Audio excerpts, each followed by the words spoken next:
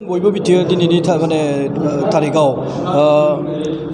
बिनि गेजेरजोंबो जिमनि गेजेरजोंबो मिस्टार आसाम माने जिल्ला वाइसआवबो मिस्टार उदालगुरि मिस्टार बाक्सा जों नुनो मोनो नङाबा मिस्टार मिसेस बेबायदि नुनो मोनो दा बेबायदिनो आसाम लेभेलावबो दङ नेसनेल लेभेलाव दङ आरो बेनिफ्राय इन्टारनेसनेल लेभेलावबो दङ दा बेफोरनि गेजेरजोंबो जोंहाथ' अनेक पटेनशियेल सेंग्रा सिख्ला दङ माने हाथावना माबाफोरा दङ नाथाय सुबिदा मोनैखाय हाया बा जोङो सुबिदा होनो हायैनि थाखाय बिथांमोनखौ जों लाबोनो हायाखैमोन नाथाय नैबेनि गेजेरजों जों आसा फारिदों खैराबारिनि साखाथियाव थानाय सुबुंफोरा माने उथिखांबोनाय सेंग्रा सिख्लाफ्रा बिनि गेजेरजों जों सुबिदा लानो हायो आरो निस्सयकै आसा फारिदों आं नैबे सेन्टारनिफ्राय सानसे नङा सानसे समाव मिस्टार आसाम बा मिस्टार इण्डियाफोरखौ ओंखारहोनो हागोन নিজকে আনন্দিত কাৰণ বহু বছৰৰ সপোন আছিল আজি 10 বছৰৰ মূৰত যে আজি যেটো সৰুৰ পৰা আজি ফ্লেমা ফিটনেছ যেটো অনুষ্ঠান জিম সেন্টাৰ এটো মানে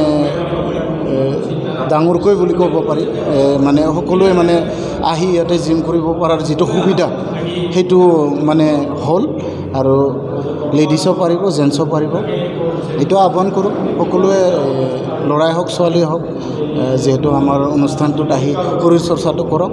সুস্থ থাকক ষ্ট্ৰং থাকক ভৱিষ্যতলৈ আমি বেমাৰ আজাৰৰ পৰা দূৰ হৈ থাকক এইখিনি